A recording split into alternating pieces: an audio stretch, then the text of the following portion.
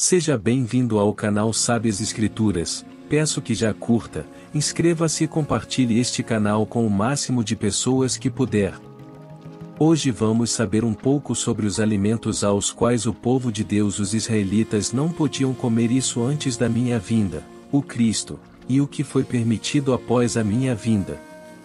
Segundo o livro Levítico, Deus deu uma lista de animais que os israelitas não deveriam comer. Vamos ver o que diz em Levítico capítulo 11 versículos de 4 a 8, do mais não comam os seguintes animais dentre os que ruminam ou que têm casco fendido, o camelo, que é ruminante, mas não tem casco fendido.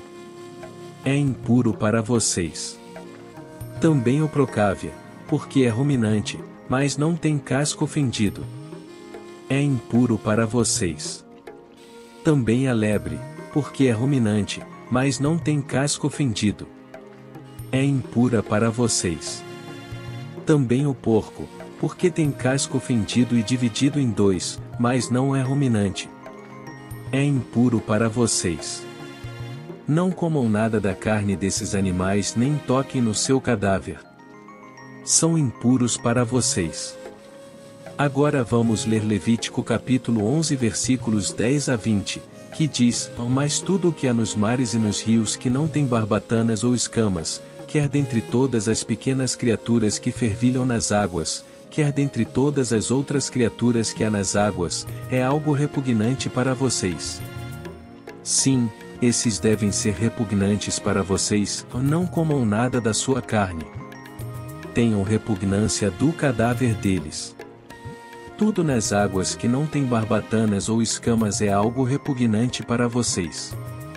Estas são as criaturas voadoras que vocês devem considerar repugnantes, elas não devem ser comidas, pois são repugnantes, a águia pesqueira, o abutre fusco, o milhafre real e todos os tipos de milhafre preto, toda espécie de corvo, o avestruz, a coruja, a gaivota, toda espécie de falcão, o mocho galego, o corvo marinho, o bufo pequeno, o cisne, o pelicano, o abutre, a cegonha, toda espécie de garça, a polpa e o morcego.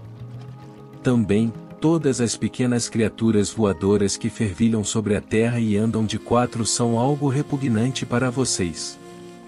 Levítico capítulo 11 versículos 41 e 42. Todas as pequenas criaturas que fervilham sobre a terra são algo repugnante. Não devem ser comidas.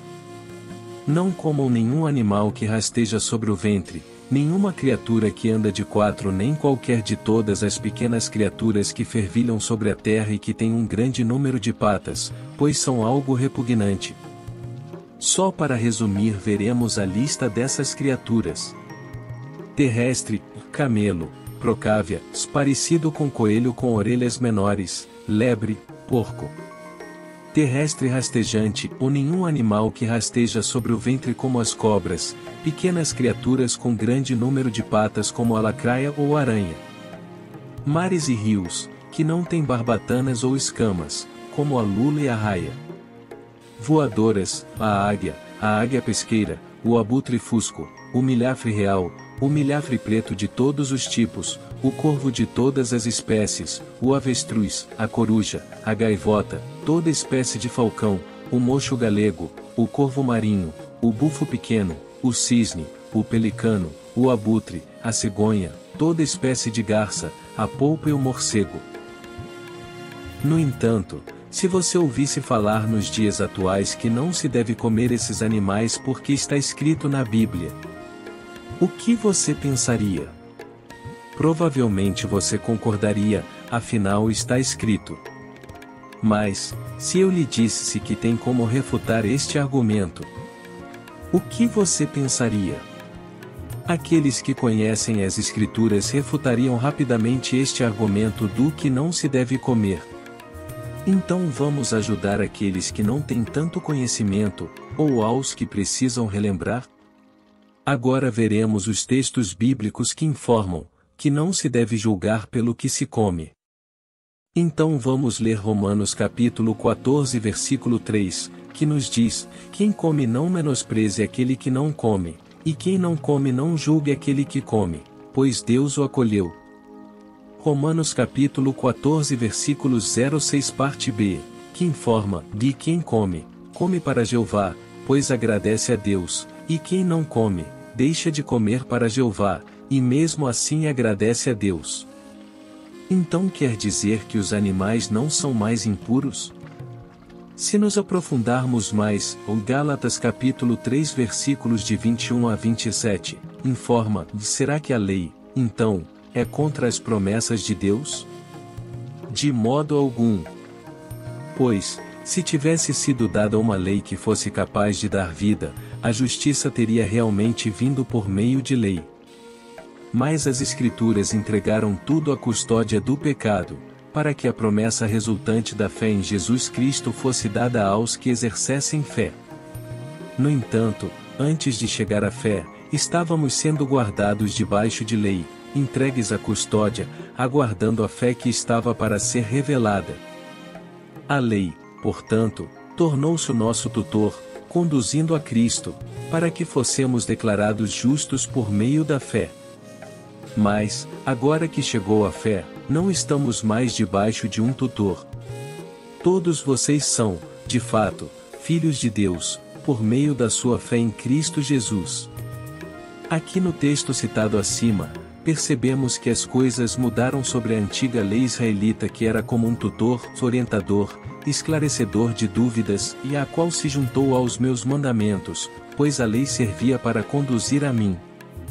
Eu o Cristo uni dois grupos, os israelitas e os gentios, criando um só grupo sobre um só mandamento que inclui os alimentos. Efésios capítulo 2 versículos 14 a 16, diz, pois ele é a nossa paz, aquele que de dois grupos fez um só e que destruiu o muro que havia no meio, que os separava.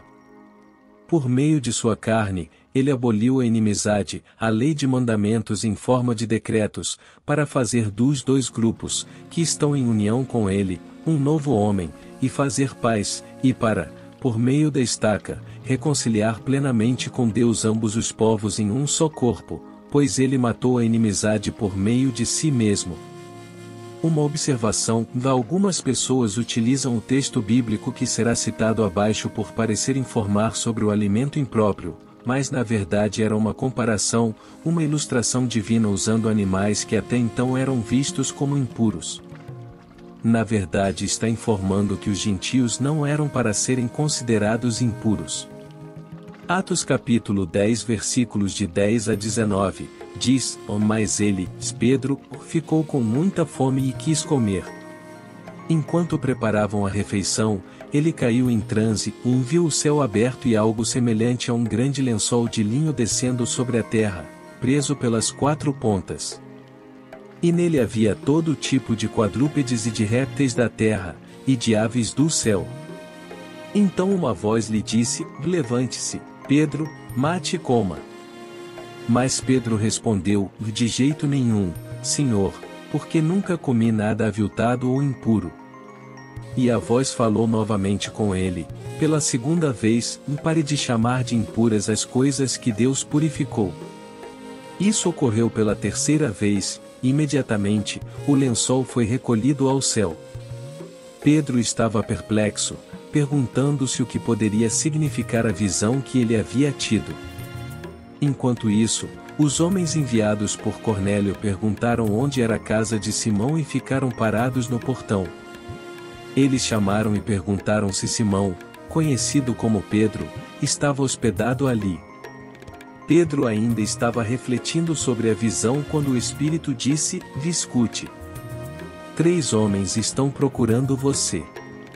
O significado de Atos capítulo 10 versículos de 10 a 19, está em Atos capítulo 10 versículos 27 e 28, que informa, enquanto conversava com ele, Pedro, entrou e encontrou muitas pessoas reunidas. Ele lhes disse, vocês bem sabem que é proibido a um judeu se relacionar ou ter contato com um homem de outra raça. Contudo, Deus me mostrou que eu não devo chamar nenhum homem de aviltado ou impuro. Então o que aprendemos sobre animais puros e impuros antes e depois de mim, o Cristo? Aprendemos que todos os animais são puros e que podemos nos alimentar de todos eles, e o que garante a nossa salvação é a fé em mim, Jesus Cristo, e no Pai que está nos céus. Aprendemos também que as leis dadas por Moisés eram até a minha vinda, ao qual foi fundida com os meus ensinamentos. Então é isso. Gostou deste vídeo? Então deixe um like, inscreva-se e compartilhe com o máximo de pessoas que puder. Até mais.